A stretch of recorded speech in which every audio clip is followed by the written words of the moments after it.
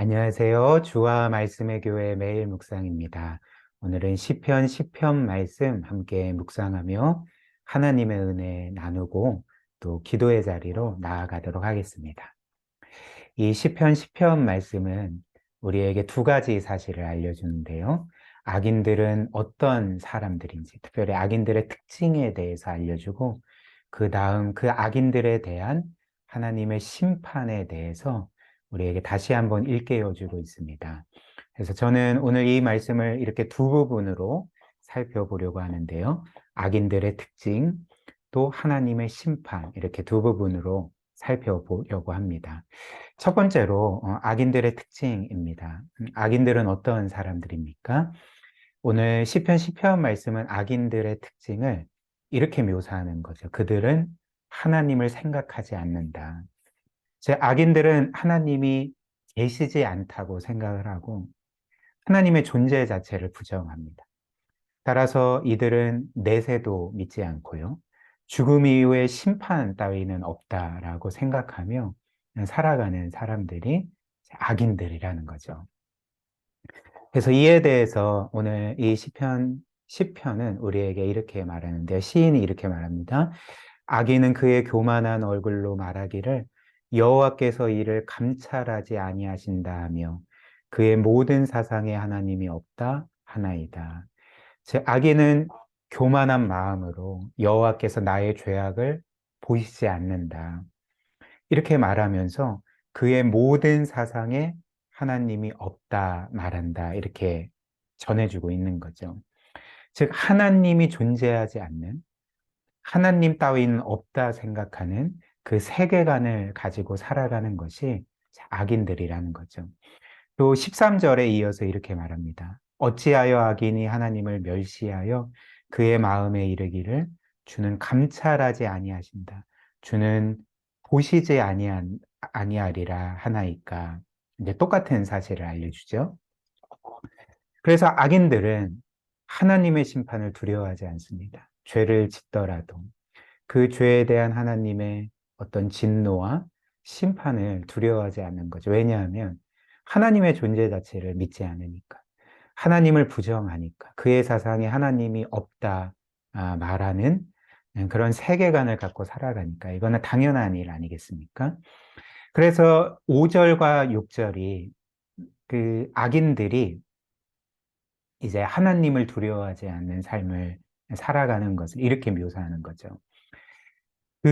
그의 길, 즉 악인의 길은 언제든지 견고하고 즉 형통하다는 말입니다. 그들의 삶은 언제나 형통하고 주의 심판은 높아서 즉 그 악인의 눈에는 하나님의 심판이 보이질 않는 거죠.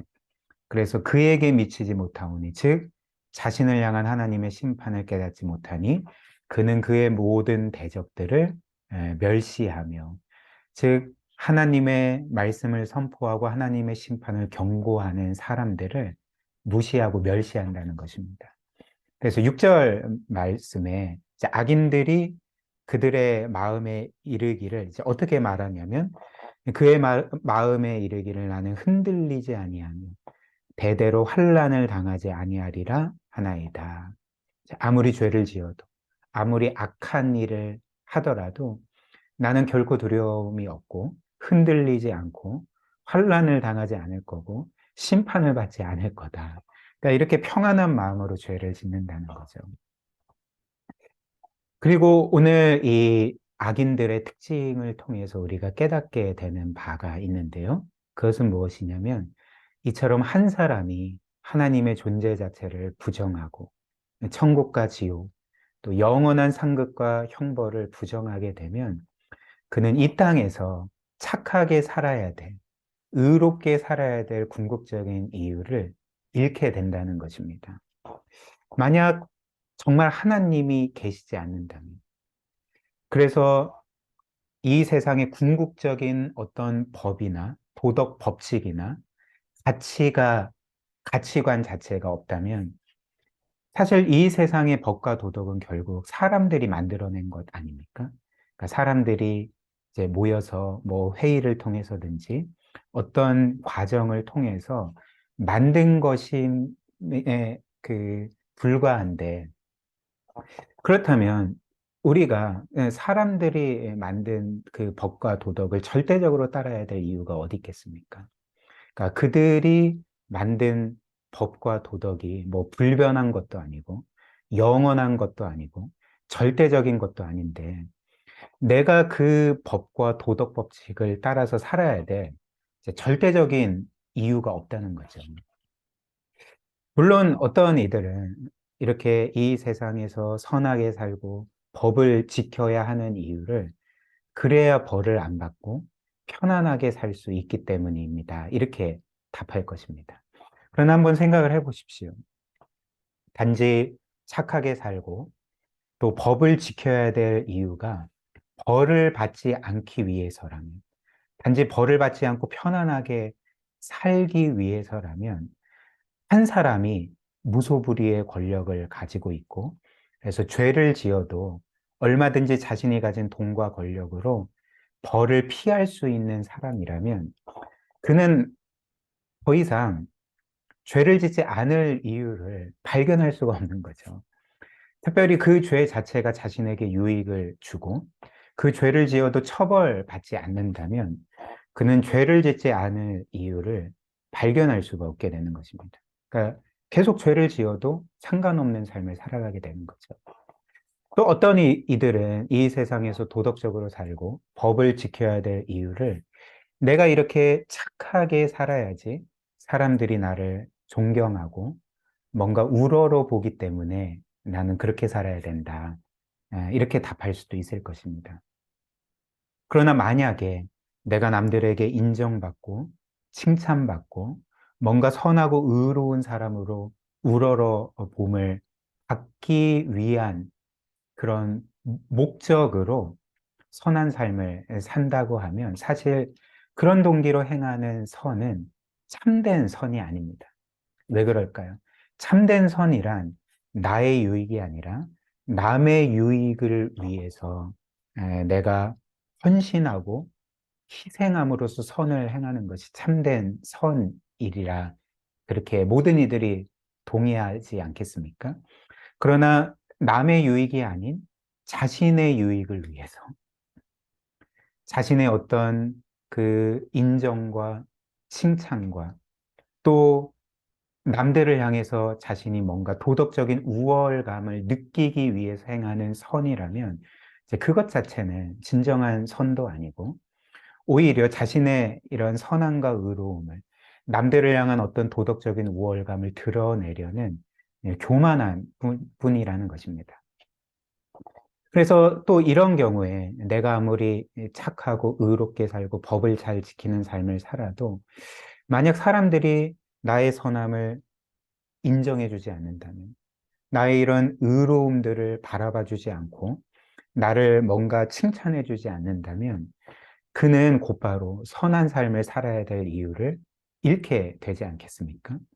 그러니까 결론적으로 하나님의 존재 자체를 부정하면 이 땅에서 내가 선하게 살고, 의롭게 살고, 정직하게 살고 법을 지켜야 될 이유를, 궁극적인 이유를 잃게 된다는 것입니다. 그 다음 이 시편 말씀은 우리에게 이제 하나님의 심판에 대해서 분명하게 선언해 주는 거죠. 즉, 하나님께서는 살아 계실 뿐만 아니라 이 땅의 모든 사람들의 행위를 지켜보고 계시다는 것입니다. 시편 14절 말씀에 시인이 이렇게 말하죠. 주께서는 보셨나이다. 주는 재앙과 원한을 감찰하시고 주의 손으로 갚으려 하시오니 외로운 자가 주를 의지하나이다. 주는 벌써부터 고아를 도우시는 이신이다. 이렇게 말합니다. 즉 악인들은 하나님은 없다. 하나님의 그 존재 자체를 부정하고 하나님께서 이 세상 모든 것들을 모든 사람을 지켜보심을 부정하지만 14절이 우리에게 뭐라고 말합니까? 주님께서는 살아계실 뿐만 아니라 모든 것들을 보고 계시다는 거죠. 그러나 하나님께서는 악인들만 보시는 것이 아닙니다. 오늘 이 시편이 우리에게 알려주는 것처럼 악인들만 보시는 것이 아니라 겸손함으로 하나님을 찾고 의지하고 그분의 도우심을 구하는 자들도 여전히 지켜보고 계시다는 거죠. 그래서 하나님께서는 모든 것들을 보시면서 공의 가운데 악인들을 심판하실 뿐만 아니라 그분을 의지하는, 그분을 전적으로 신뢰하고 그분의 도우심과 구원을 간구하는 사람들을 구원하신다. 이렇게 약속하신다는 거죠. 시편 10편 17절 18절입니다. 여호와여 주는 겸손한 자. 이 히브리어의 이 겸손한 자로 번역된 이 원래 그 단어의 의미는 이제 자신의 무력감을 깨닫고 하나님만을 전적으로 바라보고 의지하는 자를 가리키는 말입니다. 그것이 이제 겸손한 자입니다. 내 여호와여 주는 겸손한 자의 소원을 들으셨사오며 그들의 마음을 준비하시며 귀를 기울여 들으시고 이제 그들의 기도와 그 외치는 도움의 소리와 요청과 그들의 탄식 소리를 귀를 기울여 들으신다는 거죠. 그래서 뭐라고 말합니까? 18절에 고아와 압제당하는 자를 위하여 심판하사 세상에 속한 자가 다시는 위협하지 못하게 하시리이다. 이렇게 고백하는 거죠. 이 말씀을 한번 우리의 삶에 적용해 볼까요? 첫 번째는 우리는 오늘 이 말씀처럼 정말 하나님께서 살아계실 뿐만 아니라 이 세상 모든 것들을 악인들뿐만 아니라 우리를 지켜보고 계심을 믿고 살아가고 있습니까? 다윗은 시편 139편에서 이렇게 고백하고 있습니다. 여호와여 주께서 나를 살펴보셨으니 나를 아실 것입니다. 내가 앉고 서는 것을 아시고 멀리에서도 내 생각을 아십니다. 주께서는 내가 길을 다지는 것과 내가 눕는 것을 아시니 내가 하는 모든 일을 샅샅이 알고 계십니다. 오 여호와여 내가 말을 혀에 담기도 전에 주께서는 그것마저 아십니다. 하나님께서 어디든지 계시고 모든 것을 꿰뚫어 보고 계시고 또 모든 것들을 주관하고 계시다는 것을 그 고백한 그 찬양한 시편이 시편 139편입니다. 그래서 이 시편의 강조점은 하나님은 모든 것들을 아신다는 거죠. 모든 것을 아실 뿐만 아니라 모든 것 가운데 계셔서 우리의 모든 것들을 지켜보고 계시고 심지어 우리의 생각뿐만 아니라 우리의 혀의 말이 우리의 입술을 통해 나오기 전에 그 모든 것들을 아신다. 말씀하고 계시지 않습니까? 따라서 우리가 하나님께 숨길 수 있는 것은 그 어떤 것도 없습니다. 우리가 하나님께 숨길 수 있는 죄악도 없고 그렇기 때문에 하나님께서 이처럼 늘 우리와 함께 하시고 우리를 바라보신다면 우리는 늘 그것을 기억하며 거룩하신 하나님 앞에 거룩한 삶을 살아야 하는 거죠. 그리고 죄를 지을지라도 그 모든 것들을 바라보시는 하나님께 곧바로 회개하고 돌이키고 그래서 거룩한 삶을 살아야 합니다.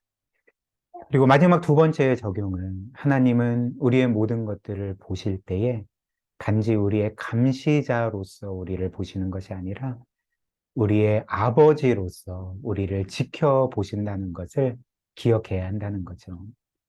하나님은 우리를 보실 때 뭔가 감시자로서 우리를 심판하시기 위해서 심판할 기회를 그렇게 그 기다리며 보시는 것이 아니라 아버지로서 자녀인 우리를 그 사랑의 마음을 가지고 늘 지켜 바라보고 계시고 그래서 늘 우리를 가장 복된 길로 인도하시고 늘 우리를 지켜 보호하시는 분이 우리 하나님 아버지이심을 우리가 기억해야 할 것입니다. 그래서 오늘 시편의 시인의 고백처럼 하나님은 우리 모든 사람들, 특별히 자녀들을 지켜보고 계실 때에 우리의 모든 아픔을 아시는 거죠. 우리가 당하는 모든 고난이 어떤 것인지를 알고 계시고 그 고난 가운데 우리의 터져나오는 탄식 소리 하나도 놓치지 아니하시고 귀를 기울여 들으시는 분이십니다. 그래서 결국 우리를 지키시고 구원하시고 가장 선하게 인도하신다는 거죠. 다윗은 시편 139편 9절과 10절에서 이렇게 고백합니다. 내가 새벽 날개를 타고 바다 저 끝에 내려앉더라도 어디에서든 주의 손이 나를 인도하시며 주의 오른손으로 나를 붙드실 것입니다. 우리 아버지 하나님께서 늘 우리와 함께 하시고 우리를 지켜보고 계실 때에 우리가 새벽 날개를 타고 바다 저 끝까지 갈지라도, 즉 세상 끝까지 우리가 어떤 면에서 하나님께로부터 도망치려고 할지라도 주께서는 늘 우리와 함께 하시고 그분의 손이 우리를 지키시고 인도하시고 우리를 붙드십니다. 그렇기 때문에 우리는 우리 자신을 이렇게 무한히 사랑하시고 귀하게 여기시는 그 아버지를 기억하면서 그분이 정말 우리의 모든 삶을 주관하고 계심을 기억하면서 우리의 삶의 모든 어려움들을 이 아버지의 함께 하심을 믿으면서 넉넉하게 이겨낼 수가 있게 되는 것입니다. 오늘 함께 기도할까요? 이처럼 모든 것을 보시는 우리 하나님 아버지 앞에 우리도 거룩한 삶을 살아갈 수 있도록, 또 이렇게 늘 우리와 함께 하시는 아버지 하나님을 기억하며 그분의 지키시고 보호하시고 구원하시고 함께 하심을 기억하며 어떤 상황에서든지 믿음의 확신과 평안함을 가지고 그렇게 승리하는 삶 살아가게 해달라고 이 시간 말씀 기억하며 함께 기도하도록 하겠습니다.